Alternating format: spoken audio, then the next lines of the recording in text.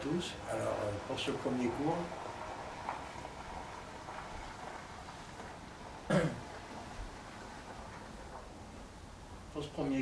nous allons commencer tout de suite par la respiration. La respiration étant le pilier de cette pratique, nous allons revoir tout de suite les grands principes de la respiration. Alors, je vais vous montrer quelques exemples. Alors déjà, la respiration classique que l'on utilise au Qigong. Puis, nous allons regarder un deuxième style de respiration qui, elle, est plus appropriée pour arriver à faire de la relaxation pour après faire de la méditation. La première respiration donc que l'on pratique au Qigong se fait uniquement par le nez. Nous inspirons et nous expirons par le nez. Quand nous allons faire une respiration pour faire de la méditation, nous allons respirer par le nez, nous expirons par la bouche. C'est déjà une grosse différence. Donc nous verrons ces deux schémas de respiration dans la première leçon aujourd'hui. Donc je vais revenir sur les fondements. Nous allons revenir sur la première posture du Yin Jing. Alors comme je l'ai dit, nous revenons toujours au début. C'est pas que nous recommençons tous à zéro, mais nous reprenons sur le socle au départ. Alors les premiers mouvements du Yin Jing sont des salutations.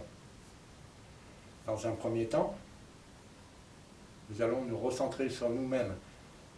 Nous allons simplement nous mettre en position droite avec les pieds joints. La tête bien droite, les épaules bien relâchées. Nous allons exécuter donc le premier salut. Inspiration.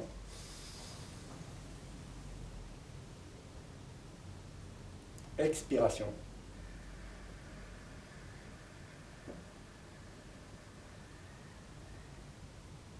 Inspiration.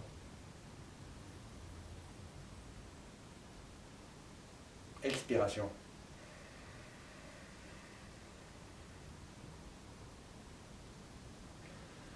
Alors quand nous sommes à ce niveau-là, cette position est très importante. Il faut vraiment l'étudier de très près. Il faut vraiment être très relaxé quand nous sommes en position de base. Il ne doit pas y avoir de tension dans le haut du corps. Tout repose à partir des hanches sur les jambes. L'appui ne se fait uniquement que sur le sol. Nous nous concentrons à être ancrés au sol. Le reste doit pouvoir être très souple. Tout ça est très souple. Beaucoup de souplesse, on relâche le ventre. Toutes les tensions dans le ventre sont synonymes de tension partout. Plus le ventre sera relâché, comme je l'ai dit, plus votre esprit sera relâché. Donc on fait très attention à sa position de base, à être vraiment comme si on était assis. On doit être bien et relâché. De là, nous allons partir du bas. Saisissons donc l'oxygène, l'air, l'énergie. À Shaolin, l'air c'est de l'énergie. Nous saisissons l'énergie. Nous inspirons par le nez. Inspiration.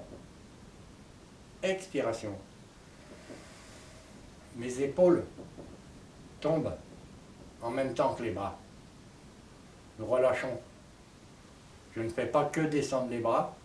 Je vais venir là et quand je retourne les mains, il y a un basculement dans les épaules. Nous relâchons les muscles ici.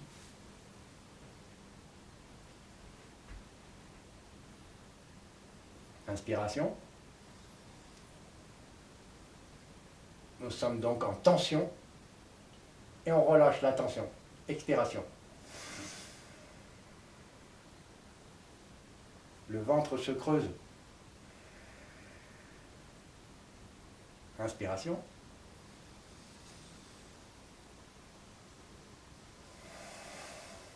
Expiration. Il faut qu'il y ait vraiment un relâché dans tout le haut, ici dans les épaules.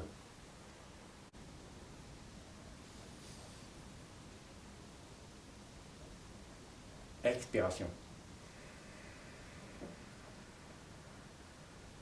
Nous allons exécuter le mouvement respiratoire une dizaine de fois.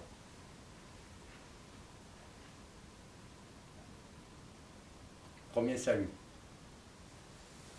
Inspiration. Expiration. Inspiration. On revient bien droit là. Là, j'ouvre. Expiration.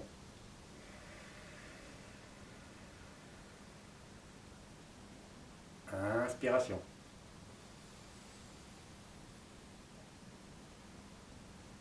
Expiration. On relâche tout.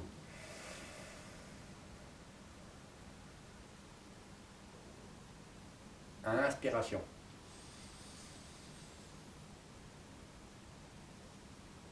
Expiration.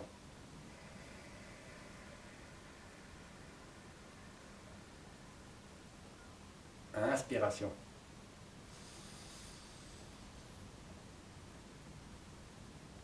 Expiration. À chaque fois, je relâche bien les tensions. Inspiration. Je prends bien de l'air. J'ouvre bien, open. Et je relâche. Il faut bien qu'il y ait deux temps. Le premier temps, inspiration. Il y a compression d'air, il y a tension. On relâche. Il y a réellement deux phases. Tension, relâcher. Donc on voit sur cette respiration que l'on pratique au Qigong, deux temps. Inspiration, expiration. Inspiration. Expiration. Logiquement, nous inspirons et nous expirons plus lentement. Toujours. Inspiration, expiration plus lente. Il n'y a pas de temps mort entre les deux. Par contre, dès que nous allons commencer sur le schéma de respiration numéro 2 qui correspond à la relaxation, nous allons voir qu'il y a trois temps.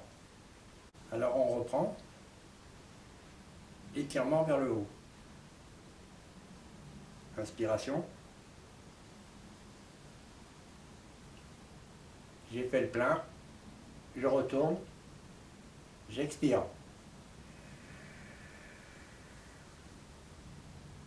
Je viens bien regarder entre mes mains. Là, je reprends l'inspiration. Inspire. Quand j'expire la seconde fois, maintenant, expiration, je gagne des centimètres quand j'étire. Inspiration, expire. Vous voyez, à chaque fois, on monte un petit peu plus haut. Donc, on s'aperçoit que suivant comment on va gérer cette respiration, si on respire au bon moment, nous arrivons à monter toujours un peu plus loin en haut, à étirer toujours un peu plus loin là, à étirer toujours un peu plus loin par là-bas. Donc ce que nous allons commencer à faire, c'est vraiment regarder, ressentir à l'intérieur ce qui se passe. Quand je fais le mouvement, est-ce que ça force ou est-ce que ça force pas? Il faut que ce soit fluide. Il ne faut pas que ça force.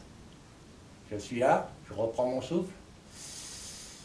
J'expire. J'ai gagné moins 3 ou 4 cm. Inspire. On relâche la tension. Les épaules tombent. On creuse le ventre. On se pose. Il faut essayer de chasser toutes les tensions, tout ce qui tiraille dans le corps. C'est pour ça qu'on est à l'écoute vraiment du corps. Dans les gestes les plus simples, comme les premières salutations, on va vraiment se concentrer au moins de petits détails. J'attrape, je pousse en avant, et j'essaye de tirer bien loin. Je sens tout ce qui se passe dans les muscles derrière et tout. J'analyse ce qui se passe dans mon corps. Je crée de l'attention, je crée du relâché. Et je suis à l'écoute. Je vais pouvoir retoucher tous mes petits mouvements, tous les petits détails. Alors, on s'entraîne déjà sur les premiers mouvements simples, c'est-à-dire les salutations, sur les figures d'après qui sont un peu plus compliquées au Yin Jing. Il y a plusieurs temps de respiration. C'est pour ça qu'il faut commencer à reprendre le mouvement une fois qu'on l'a appris. Nous allons regarder par exemple cet étirement, celui-ci. Nous partons comme ceci.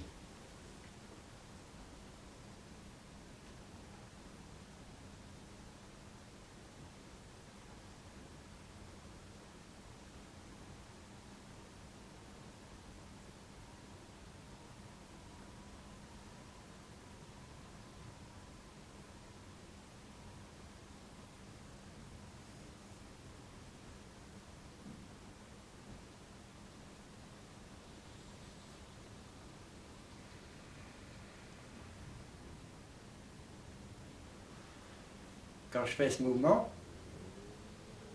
quand je m'étire ici, je vais vraiment analyser tout ce qui se passe dans la colonne vertébrale, dans le dos, les tensions. Il faut que le corps soit vraiment libre pour aller le plus loin possible là-haut derrière, sans forcer. Je vais voir que ma respiration va m'aider, encore une fois. En expirant, j'inspire, j'expire, inspire, expire.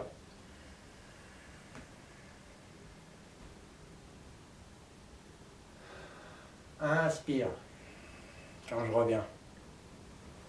Si je le faites l'essai, inspirez,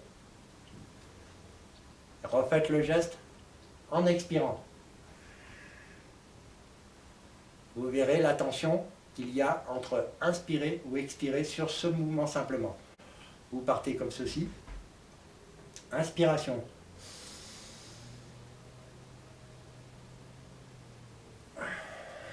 Relâchez. Faites bien attention à tout ce qui se passe à l'intérieur de votre corps quand vous faites cet exercice. Ce n'est pas un kata de combat, c'est de la gymnastique, c'est de l'étirement. Quand nous faisons ces exercices-là, nous cherchons à redonner vraiment de la souplesse au corps. Donc il faut être attentif à ce qui se passe à l'intérieur. On ne cherche pas à faire du spectaculaire, on cherche à faire ce que l'on ressent. Une fois qu'on a appris le mouvement comme je vous l'ai appris, vous l'avez copié, maintenant vous allez le modifier suivant votre morphologie personnelle, c'est-à-dire votre ressenti. Nous allons chercher tous les petits détails dans les mains, dans les poignets, partout. Nous allons donc reprendre l'exercice du Yin Jing, mais le corriger, le peaufiner. Nous allons être attentifs à ce qui se passe quand nous le faisons. Il ne s'agit pas juste de faire les mouvements comme ceci. Pour réussir à faire des mouvements bien, il faut les ressentir à l'intérieur, c'est-à-dire que vous sentez qu'il y a réellement une tension et un relâché, que la respiration est en harmonie avec le mouvement, que vous ne forcez pas quand vous le faites. S'il y a des tensions, c'est que vous faites le geste pas comme il faut. On doit éliminer les tensions. Donc on reprend tout cet exercice. Si je dis ça, donc, c'est parce que le Yin Jing et l'exercice que nous allons étudier cette année, le Badwaljin, sont les deux piliers principaux de la discipline. On se réfère à ça, on le travaille tout le temps.